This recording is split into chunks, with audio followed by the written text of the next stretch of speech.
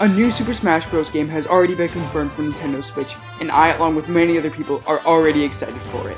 And since we already know that new characters will be in the game with the reveal of the Inklings, I feel like it is time to speculate which characters could also be in the roster. So today I will be counting down the top 10 characters I would like to see in the game.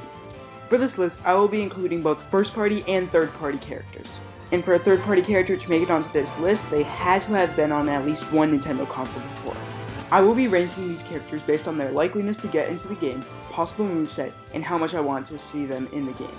Also no characters that were in previous Smash Bros. Games. And if you have some characters that you would like to see in the game that weren't on the list, let me know in the comments below. Anyway, let's start this list.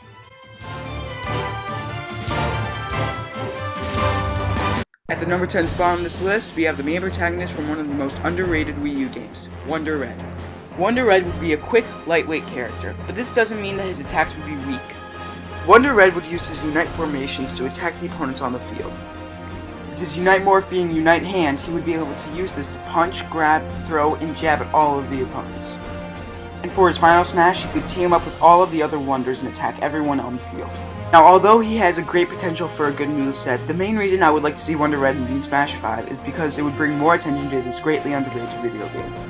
This game is one of the best on the Wii U, but since it did not sell very well, a lot of people didn't get to play it. So by putting him in Smash 5, a lot more people would likely try it out, and we could maybe even get a sequel.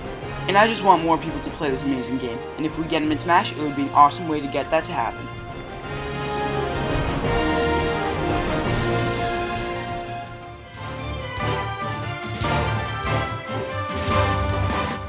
Although we did get a large number of new female characters in Smash 4, we did not get the same treatment for villains. Wolf was taken out of the game, and the only new villains we got were Bowser Jr. and Dark Pit. And I have one idea for a new villain that some will disagree with.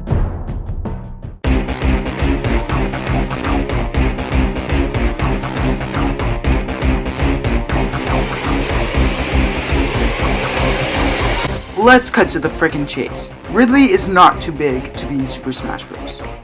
Yes, he was huge as a boss in Super Smash Bros. Brawl and as a stage hazard in Super Smash Bros. 4, but they have changed the sizes of characters in Smash before, and if they can do it once, they can do it again. The Metroid franchise is one of Nintendo's most popular franchises, and with only 2 characters from it in Super Smash Bros., it needs some more love, and what other character would be better than the main antagonist of the series? No other character from the series is important enough to merit their own place in the roster. He could use similar moves that he used in the boss fight against him in Brawl, and his final smash could be a temporary transformation into Meta Ridley, just like Lucario and Charizard have with Mega Lucario and Mega Charizard X. And with Metroid Prime 4 on the way, what better time is there? And like I mentioned earlier, it would be a new villain added to the roster. So make it happen, Nintendo.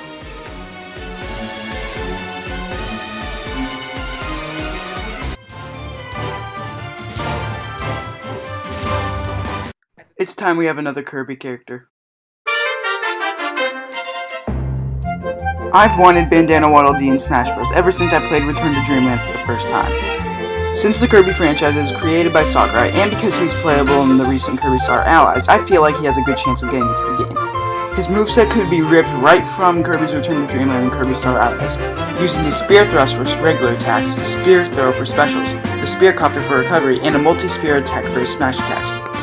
And for his final smash, he could send a stampede of the partner enemies from various Kirby games to attack all the opponents on the stage. Bandana Waddle Dee would not only have a lot of variety as a character in the game, but he would also be very fun to play as. And if you don't believe me, try playing as him or Spirit Kirby in any of the games. You'll realize why he should be in Smash.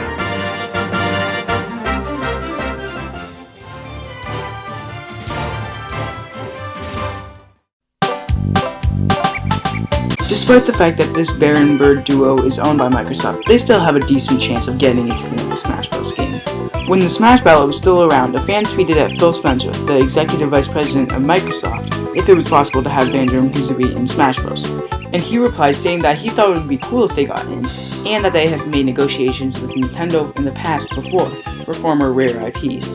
So if they made a deal, it would make so many Nintendo fans happy. And while I didn't grow up in the time of the N64, I have gotten to play BanjoKazooie, and the game still holds up very well. Now on to their moveset.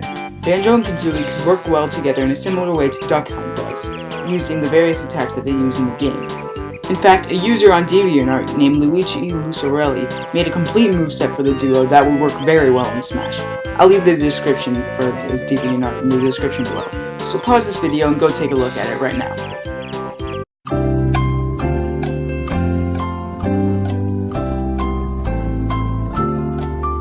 Are you back yet? If Banjo and Kazooie got in the game, it would not only show some love to classic Nintendo fans, but it would also introduce this great franchise to the newer fans, which hopefully could lead to some more negotiations between Nintendo and Microsoft. So let's pray that Nintendo and Microsoft make a deal, and this gaming icon gets a spot in the roster.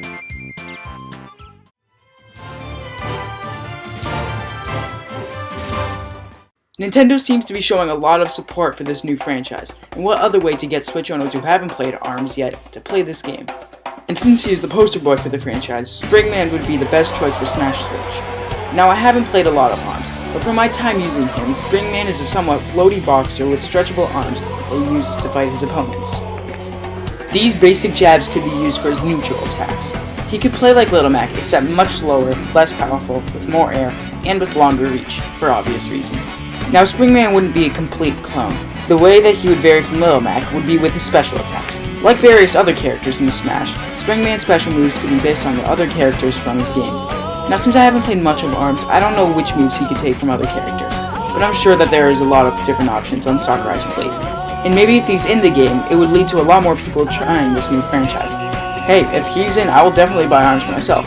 I just need to get a Switch first.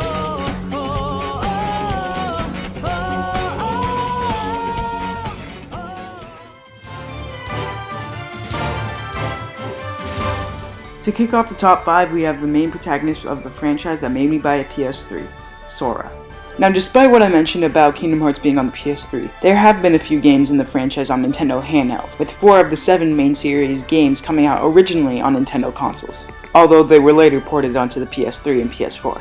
Anyway, let me stop rambling. For his moveset, Sora has so much freaking potential. Sora is a very aerial character, who uses his Keyblade to bash the crap out of enemies, and he also uses magic and different spells. He would obviously use his Keyblade for his regular attacks, and for his specials he would use Faraga, Blizzaga, and Thundaga. And for his recovery he could use Flow Motion from Dream Drop Distance. And for his final smash, I have 3 ideas. For the 2 more unlikely ones, he would either team up with Donald and Goofy or the 7 Guardians of Light to attack everyone on the stage. What I believe is the most likely final smash for Sora is for him to use his ultimate drive, Final Form. This would cause him to have a stronger defense, attack, and to be more floaty. Putting Sora into Smash would hopefully cause Square Enix to port both Kingdom Hearts 1.5 and 2.5 HD remakes and Kingdom Hearts 3 onto the Switch. And this would make Nintendo fans like me, who also love the Kingdom Hearts games, ecstatic. So put him in Sakurai.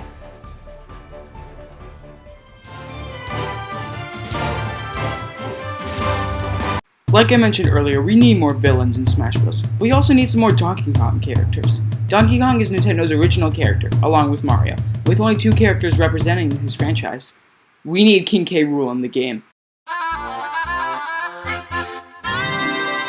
Despite the fact that he hasn't been in the game in 10 years, and even though that game wasn't a Donkey Kong game, King K. Rool still has a decent chance of getting in.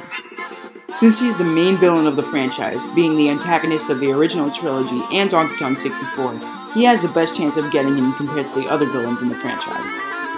For his moves, he could use the various attacks that he uses in the boss fights against him. He could throw his crown like he does in the original Donkey Kong Country. He could use his pirate cannon from DKC 2. He could use his propeller from DKC 3 as a recovery. And finally, he could use his boxing gloves from DK64. And for his final smash, I have 2 ideas. For one, he could become temporarily giant and be able to attack enemies on the stage similar to Giant Bowser. Or 2, he could cause a stampede with the Kremlins. There is so much possibility for King K. Rool, and since we don't know what Retro is working on right now, they could be making a new DKC game, which increases his chances even more. So put him in Nintendo, and make some fanboys cry.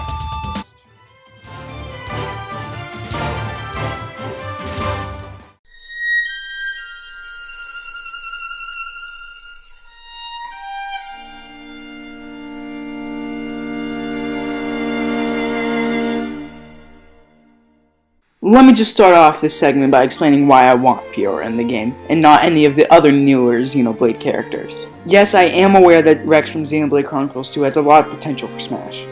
But I love the original game so freaking much that I just want another character from it. And also I haven't gotten to play Xenoblade Chronicles 2. And Fiora would be the best choice from the original game. For one, she's a female character, so if she was in, the number of female characters would increase, which would be great. She's also one of the most important characters in the game. After all, Shulk and Ryan's journey through Bionis originally started because Metalface killed Fiora. So her chances for getting in are a lot higher than the other characters in the original Xenoblade. Both before and after the attack on Colony 9, Fiora is a dual-wielding blade user, which would be very creative as there are no other dual-wielders in Smash Bros. And for her special moves, she could use her various arts from the game, including Double Blade, Spear Blade, Cross Impact, Air Fang, Double Wind, and her various drones from her talent modes.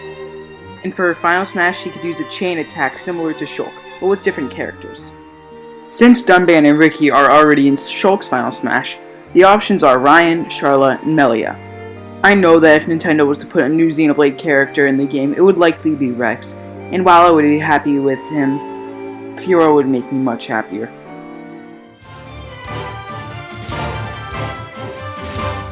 With the release of Pokémon Tournament, a lot of Pokemon that had a lot of potential for Smash Bros, but didn't have a high chance of getting in were at least able to make it into another fighting game. And while I'm happy that a lot of these characters are in Pokémon Tournament, not taking their place in the roster for Smash Bros, there is one character in Pokémon Tournament that would make me run to a store and buy a Switch if they got in. That Pokemon is Decidueye.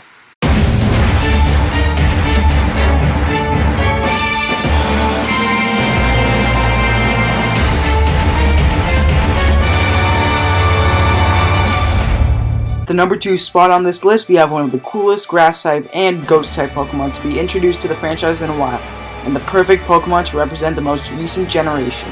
While I would be fine if they just copy and pasted Decidueye's moveset from Pokémon Tournament, there is so much other potential for Decidueye. For one, if Decidueye got in, it would mean that there is a final stage starter Pokemon from 3 different generations for each type, with Charizard from Generation 1 and Fire types, and Greninja for Generation 6 with Water types. And for Decidueye's moveset, there is so much freaking potential. Decidueye is not the fastest Pokemon, but with its defense and special defense being 2 of its better stats, and it having a good overall attack, it means that Decidueye would be more of a heavyweight character. But since it's also a bird, it would be a bit more aerial than the other heavy fighters. And for different moves, there is so much potential. There's Leaf Blade, Brave Bird, Shadow Ball, U-Turn, Steel Wing, Sky Attack, Leaf Storm, Sucker Punch, my god! There's so much different potential for this character, so much going for him, that I would actually be shocked if it wasn't in the game. So put this badass owl in, Nintendo.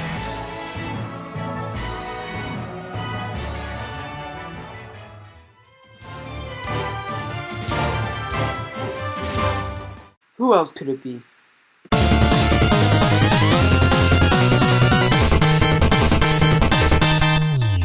Ever since the release of Shovel Knight back in 2014, fans have wanted him to be able to be in the roster. And since he's number 1 on this list, you can tell that I 100% agree with their wishes. With Nintendo's recent love that they have been showing for indie games, the game finally coming to Japan, and because one of the first consoles that had this game was on the Wii U and 3DS, Shovel Knight's chances keep increasing by the second. Shovel Knight is a knight that uses his shovel to attack various enemies. Along with his regular swing, thrust, and Scrooge McDuck polo stick jump, he uses various relics that he collects in the stages of the Order of No Quarter. These include the Flare Wand, War Horn, Dust Knuckles, Throwing Anchor, Propeller Dagger, Chaos Sphere, and the Phase Locket. Each of these various relics can be turned into his various specials in his moveset. And if character customization is brought back, players can maybe customize which relic they use. So say your projectile attack for default was the Flare Wand, you could switch it to the Chaos Sphere. And for his final smash, he could either team up with Shield Knight to make a temporary duo, or he could grow wings and attack the opponents with meteors flying from the sky, just like Dark Knight does in the final battle against him. While I would prefer to see the latter of the 2 ideas, I'm okay with either. And with Yacht Club Games saying that they would like to see him in as well, it seems like a perfect opportunity. With so much support going to Shovel Knight, including the thousands of fans that voted for him in the Smash ballot, the fact that he's the only third-party character with his own amiibo not including the Smash ones, the original release of the game on the Wii U and 3DS, and even frickin' Yacht Club Games wanting him in, seems like a fact that he will be in Smash Bros. I'm Gamma and let the hype train begin.